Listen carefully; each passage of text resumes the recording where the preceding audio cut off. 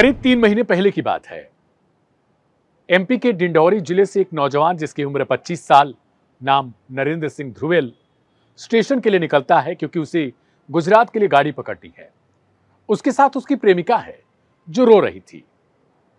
नरेंद्र उसे बार बार समझाता है कि वो कुछ दिन में ही उसे लेने के लिए वापस आएगा, लेकिन वो मानती नहीं क्योंकि वो प्रेमिका है और उसे लग रहा था कि उसका प्रेमी बहुत दूर जा रहा है।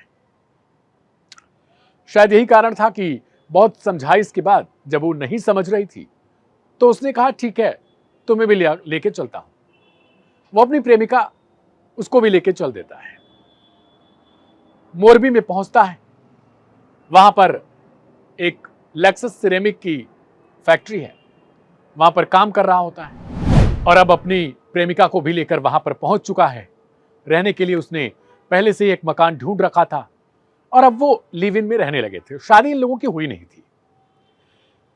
इसके करीब 3 महीने बाद, यानी 3 महीने पहले की अभी मैंने घटना का जिक्र किया, जब वो अपनी प्रेमिका को लेकर गुजरात मोरबी पहुंचा था। और उसके 3 महीने बाद नरेंद्र को गिरफ्तार करके पुलिस वाले लेकर जा रहे हैं। जब पुलिस वाले लेकर जाते हैं तो नरेंद्र से कुछ सवाल पूछे जा रहे थे रास्ते में कि आखिर उसकी प्रेमिका की मौत कैसे हुई, प्रेमिका की मौत के वक्त वो कहां था, उसने क्या उसकी मौत में उसका कोई योगदान है या उसने कुछ किया था। ये सब कुछ सवाल चल रहे होते हैं। लेकिन जो आरोपी है, जो कि अभी वो प्रेमी था लेकिन अब वो आरोपी प्रेमी बन चुका है, वो किसी भी सवाल का जवाब देने के मूड में नहीं था क्योंकि उसके अंदर लगातार एक बात गूंज रही थी। वो अपनी प्रेमिका के उस दिन की बातों को याद कर रहा था जब वो गुजरात के लिए रवाना हो रहा था और उसकी जिद थी कि वो उसके साथ जाएगी। लेकिन सोचिए कि ईश्वर की लीला क्या है कि 3 महीने बाद वो उसी प्रेमिका की हत्या के आरोप में जेल जा रहा था। नमस्कार, मेरा नाम है दिव्यांशु। क्राइम कथा के आज के इस एपिसोड में बहुत स्वागत है आपका। आज की ये कहानी मध्य प्रदेश से शुरू होती है और गुजरात में इसका अंत होता है। लेकिन जो अंत है वो इतनी हृदय विदारक ये घटना है जो शायद आपको भी ये सोचने पर मजबूर कर देती है कि क्या कभी ऐसा भी कोई समय आता है जिस वक्त हम अपना सब कुछ, यानी अपना पूरा दिमाग का नियंत्रण खो बैठते हैं और गुस्से में कोई ऐसा फैसला ले लेते हैं जो बाद में जब ठंडा दिमाग होता है तो हमारी जान पर भी बन आती है। यानी हम उसी काम को करते हैं लेकिन उस काम को करने के बाद हमें जब पश्चाताप होता है तो उसकी कीमत हमें खुद की जान देने के बाद ही चुकानी पड़ती है। यह कहानी शुरू होती है गुजरात के मोरबी से, जहां एक लेक्सस सिरेमिक है। वहां पर एक मजदूरी करने वाला 25 साल का नरेंद्र सिंह ध्रुवेल है। कुछ साल पहले जब वो अपने गांव में रहा करता था उसी वक्त उसका जो अफेयर था वो पुष्पा देवी नाम की एक लड़की से हो चुका था जिसकी उम्र इस वक्त करीब 20 साल के करीब थी। पुष्पा से मिलने के बाद उसे ऐसा लग रहा था कि घर वाले कहीं दूसरी जगह शादी करा देंगे, इससे अच्छा है कि मैं पुष्पा को अपने साथ रखूंगा। ये उसके ख्वाब और ख्याल थे। जब वो मोरबी पहुंचता है गुजरात में काम करने के लिए तो उसे लगता है वो इंडिपेंडेंट हो चुका है और खुद भी फैसले कर सकता है। वापस अपने गांव लौटा था करीब 3 महीने पहले और जब वो वापस जा रहा था तो उसकी प्रेमिका जिद करने लगती है कि अब उसके साथ रहेगी। और शुरू से भी उसके यानी नरेंद्र के भी दिमाग में यही था कि वो भी अपनी प्रेमिका को लेकर गुजरात में रहना चाहता है और एक अच्छी लाइफ जीना चाहता है, शादी करना चाहता है आगे चल के। लेकिन जैसे ही वो प्रेमिका को गुजरात लेकर पहुंचता है, 3 महीने तक सब कुछ ठीक ठाक चल रहा होता है, मगर 3 महीने के बाद दोनों में अनबन शुरू हो जाती है। जब साथ रहने लगते हैं, सोचिएगा कहानी के एक एक हिस्से आपके लिए शायद बहुत महत्वपूर्ण हो सकते हैं।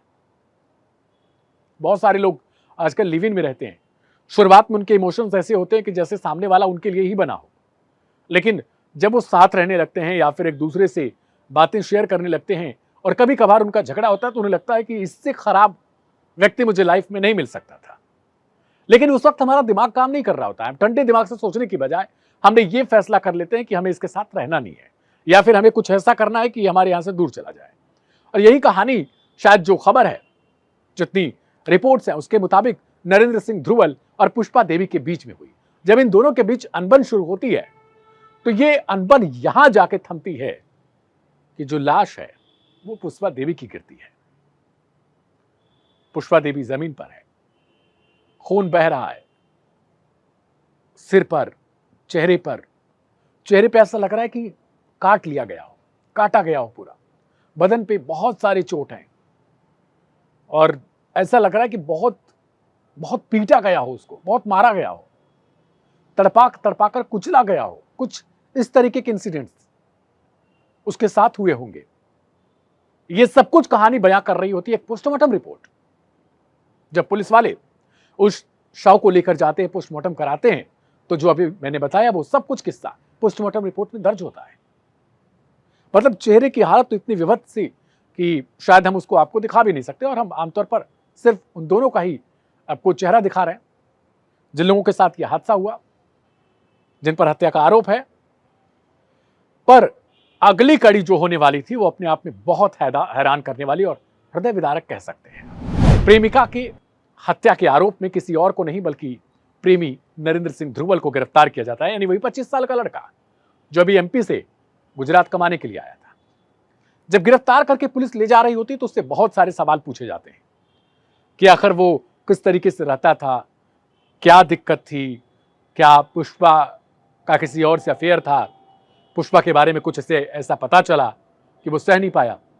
नरेंद्र किसी बात का कोई जवाब नहीं दे रहा था। शुक्रवार को पुष्पा की हत्या हुई थी और रविवार का दिन जब नरेंद्र के सीने में अचानक से दर्द उठने लगा, और यह दर्द इतना भयंकर था कि नरेंद्र सहन नहीं कर पाया।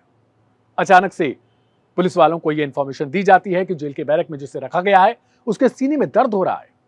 आनंद फार्म में उसे उठाकर ले जाया जाता है हॉस्पिटल की तरफ, लेकिन नरेंद्र ऐसा लग रहा है कि जैसे वो कुछ कहना चाहता है, उसके दिमाग में कुछ चल रहा है, वो कुछ ऐसी चीजें उसके सीने में वही दर्द उठा रही हैं जिसे वो शायद सहन भी न कर सका। हॉस्पिटल जाते जाते नरेंद्र दम तोड़ चुका था। पोस्टमार्टम रिपोर्ट में पता चला कि नरेंद्र हार्ट अटैक का शिकार हो गया, यानी उसे हार्ट अटैक हो गया। अब जब सोशल मीडिया पर यह बात फैलती है तो लोगों के अंदर यह चर्चा शुरू हो जाती है लोगों के द्वारा कि यानी नरेंद्र कहीं ना कहीं इस बात को लेकर या तो आत्मग्लानि थी उसे, या फिर वो पुष्पा को भूल नहीं पाया और उसने अगर हत्यारा वही रहा होगा, क्योंकि हत्यारोपी था, अभी कोर्ट की तरफ से फैसला आता, जांच होती, तब तो कुछ वाकई पता चलता।